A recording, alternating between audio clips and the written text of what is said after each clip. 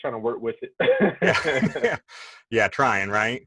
Yeah. Such a weird time. So tell us a little bit about yourself. You have Millennial Comics, Delta Dogs as the primary title there.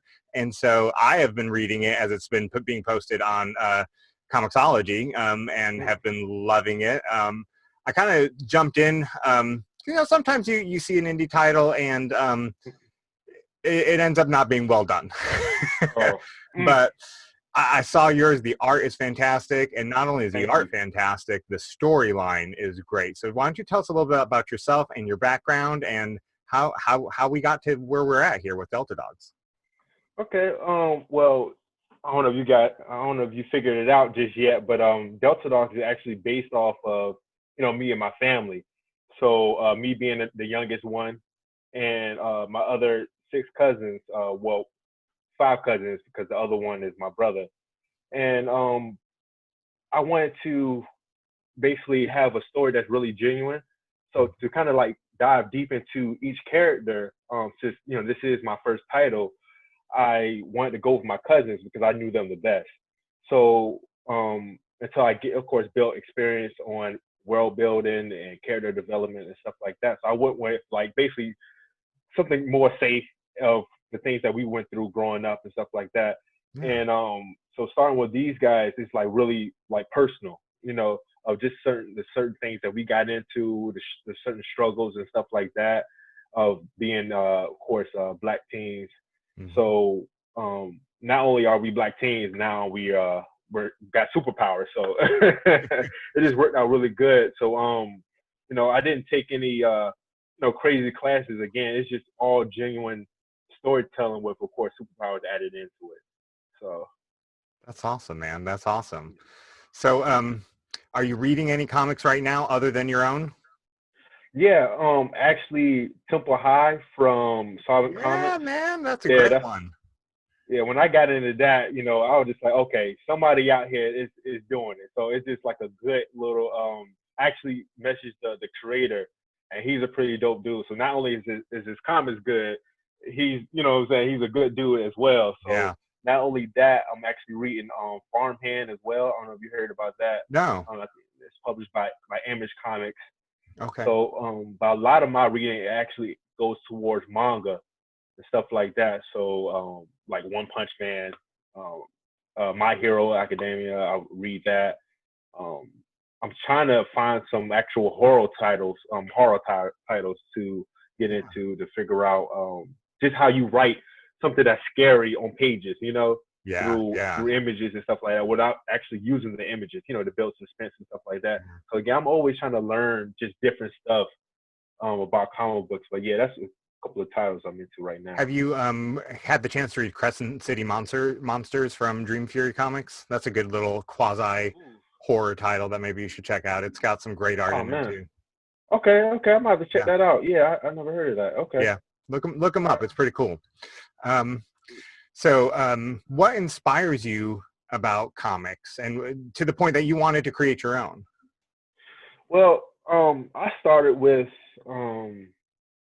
actually my brother, the one that's in the comic book. My brother actually inspired me to do all this, because at first, we was looking at Static Shock, Spider-Man, the animated series that came out in the 90s. Yeah. I don't know. I think it came out in the 90s. But yeah, it came out, and we was watching that, and my brother started, drawing comics and stuff like that. So I'm like, me being the youngest, I'm like 7 years old, and I want to, of course, do whatever he does, because, that's my older brother. He's doing comic books, and I'm like, okay, so I can spend more time with him. Let me do it too. And I just stuck with it. And I just fell in love with it. Just the stories, the messages you could put in there, the creativity you can do, and this and that. It was just something that just really like blew up in me. And ever since then, since I was like, again, I was like 7 years old, I just started writing. And of course, came up with, again, my first series being Delta Dogs, which includes my brother that's in there. So that's awesome. So let's break down Delta Dogs while we're at it. Obviously, the idea for Delta Dogs came from your family. but we're done with season 1 now, right? 10 issues. And so season 1 is done and you're getting ready for season 2. What's without giving any spoilers, we want people to go buy the books, but give them a teaser. What's happened in season 1? All right, so in season 1, I always try to tell people, you find out, okay, of course they're going to become superheroes, but at the same time, this story is not about them being superheroes, but it's the journey to becoming superheroes. So you see, of course, each agenda, like, hey, this guy, he's into this, he's into that, this and that, and sometimes the superhero isn't the first option that they try to go with. You never get powers and you want to go ahead and all right, I'm gonna save the world now. You don't want to do that. It's just you have other things going on and stuff like that, and you want to tackle those things with your powers, and just trying to find the journey of becoming a superhero. That's what these cousins are going through, because again, they don't have a mentor. They don't know exactly what to do, and as teens, we all can relate to that. Yeah. We don't know where to go. We don't wake up one morning and be like, hey, I want to become a fireman, or hey, I'm gonna be president, and this and that. We find what we want to be through our life journeys. Yeah. So that's what's going on in season 1 of finding what they want to be. That's cool. That's cool. So getting ready for season 2, you're in the middle of an Indiegogo campaign. How can people find that and support you? Of course, going to Indiegogo, typing in Delta Dogs, should be like the first, second thing that pops up. But not only can you support, of course, financially to get you a couple of copies, but also just sharing and letting people know that this series is out here, because not only is this series supposed to represent the superhero genre, but it's supposed to, I want to write to inspire people and stuff like that. So to kind of, show the world that Delta Dogs is out there and what it represents would definitely help as well. Because that's one of the main reasons why we're doing the Indiegogo, to kind of reach another, to get people more involved with Delta Dogs and get people more aware of Delta Dogs. So again, spreading the word and supporting on Indiegogo, posting, stuff like that, that really does, goes a long way for us. And we just really appreciate the love and support, because you wouldn't believe people really shows a lot of love at Comic-Cons and stuff like that. Just talking to us. When I say talking to us, not mean for like 2 minutes, but like 30 minutes, people will come by to our booth and just talk to us. It's just so much fun, man. Just hearing people's thoughts and stuff like that about the series, or it really like boosts us up, as far as creating and stuff like that. Just hearing, seeing these people sharing, supporting us and stuff like that. It just really, like, again, it's a mental thing at the end of the day. So. That's really cool. That's really cool. I love the community around indie comics, and especially around Black-owned, Black-created comics. You guys are really reaching a niche out there that hasn't been met in a long time, really. So good job, man. Appreciate that. I assume you're close with your family since you chose to be a superhero team with them. If you were granted superhuman powers, would you want superhuman powers if it meant that 6 of your family members also received them in real life? Well, see, the thing is, my cousins, the ones I chose, they're a bunch of knuckleheads, so me included. So I'm not sure if we should get powers because the things that we be doing, getting into, cutting up, I'm not sure if that's a really good option to go with. But me being on the selfish side, I would say, yeah, give us powers. Let's see what happens. Let's go for it. We'll just assume you'll do good with them. And assume, yep. So any other titles coming down the road for Millennial Comics? You actually get a couple of hints in issue 1, actually, of one of our next titles. And the thing about this particular one, I love taking like simple ideas and basically just finding any type of like things to do with them, and just mixing things up and this and that. And that's where I really go off on with that particular character that I want to bring out in the future. Yeah, So that's awesome. definitely keep your ear to the ground with that one. I will. I can't wait. Um, so there seems to be a, I don't know, maybe it's just to me, but the white guy in the room talking here, but there seems Oh to my be goodness. a resurgence of Black indie comics right now. That community is really just popping out title after title, and really great titles. Yeah. Do you have any other indie titles in that genre that you're reading right now? You already mentioned Sovereign Comics. Any others? Oh, I'm actually it's a lot of people that's actually from, you know, the 757 area that I'm from. Mm-hmm. That's working on a couple of titles, which I can, you know, I can send you a list of, but Yeah. they're in the beginning stages where they don't have the actual book out just Okay. yet. But of course I'll send you some links to that, you know, Yeah. especially once they bring out. But I'm mostly keeping my ear to them as far as, you know, just trying to get a running start and this and that, so they won't have to go through the same things I went through, you know, starting up. Yeah. But as far as the ones that's out right now that has, like, you know, a couple of books other than, you know, of course, Solving Yeah. Comics, uh, I haven't really been looking at the other ones as far as like right now, Mm-hmm. this year going. But again, I've been just Yeah. supporting the ones. You've been cranking out your own books, man. Yeah, it's been so busy, man. Trying to, again, just try to learn different ways to write and stuff like that. Yeah. So, and again, I've been working really close with Tyrone as well. He's been really helping me out because again, comic books is not easy. No, It's no. not easy. You And gotta love it Tyrone, to do my it. first interview was with Tyrone, and our Mhm. full interview is an hour and 45 minutes because he just went into the world building or the universe building of Sovereign Mm. Comics. And Yeah, I yeah, saw if you're that. working with him, you're in good hands, man. Yeah. Oh man, when I tell you that guy should have like pushed me to the curve already because of the questions I be asking him. Man, I just really appreciate that. That's a really good guy. He definitely wants to see, you know, see a, you know, young comic book creators like me succeed, you know. Yeah, So it was pretty cool talking to him. he's a cool guy. Um, so speaking of other titles, if you could do a Delta Dogs crossover with any other indie title, what would it be? Man, that's a tough question. Let me see. So of course, with Sovereign Union, with Temple High, you know, us actually going to a actual school would definitely help out with the Delta Dogs and, you know, Yeah. all the mistakes that they're going through. Another title would be Umbrella Academy. Oh I've seen some of yeah, their stuff, yeah, and that'd be you know, cool. just it'd be so much fun working with those guys, especially you know, so you've seen it. So number Uh-huh. 5, Yeah. yeah, the grown dude in a kid's body. Yeah. Yeah. It'll be a tough influence, but at the same time, I feel like it'll be a fun story to tell. Yeah, that would be. That'd be cool. That's awesome. So Tyrone, you heard it here. If you're watching this, Tyrone, you might need to work on another title here, crossover title, my man. Yeah, that'd be cool. What advice would you give others? You've already kind of hinted at this.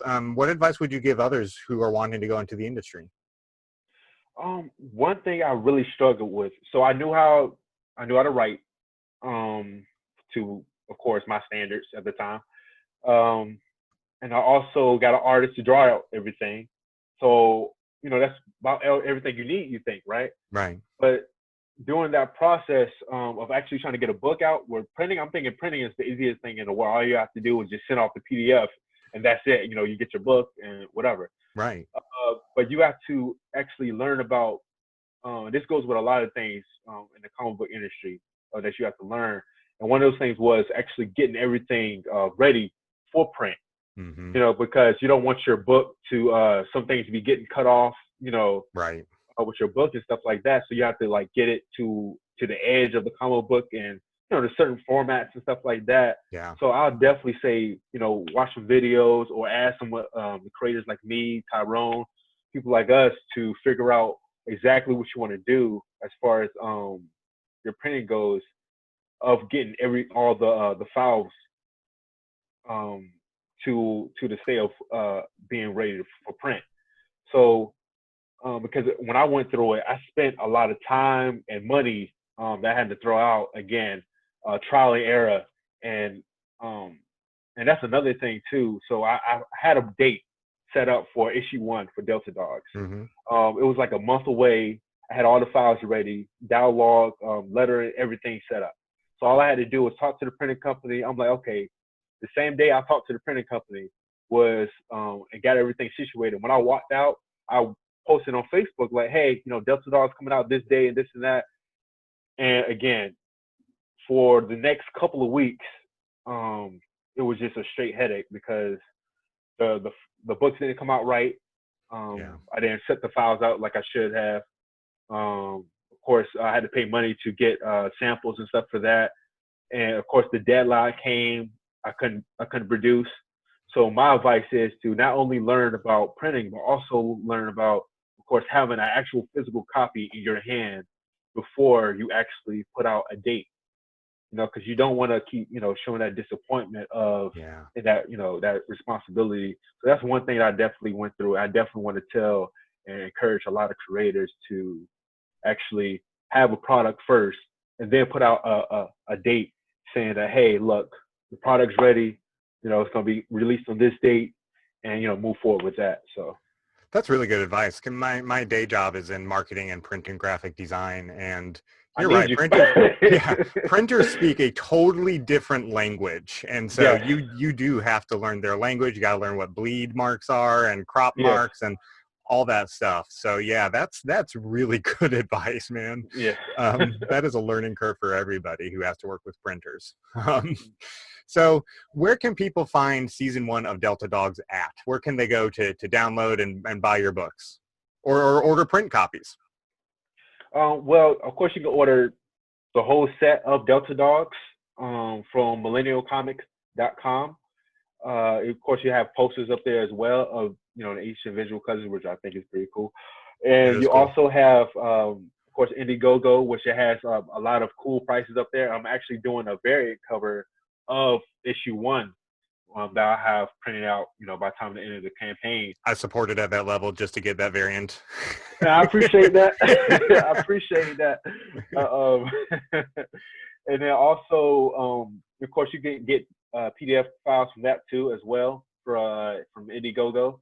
And we mentioned Comixology, the website, and also in the 757 area, we have Delta Dog comic books all the way up to issue 10, and comic book stores like Comic Kings, Heroes and Villains. So almost all the stores in Virginia Beach, Chesapeake, Newport News, and Hampton.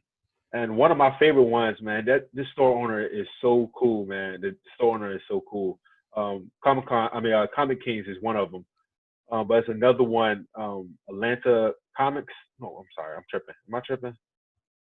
Oh my gosh, I'm tripping. I'm sorry.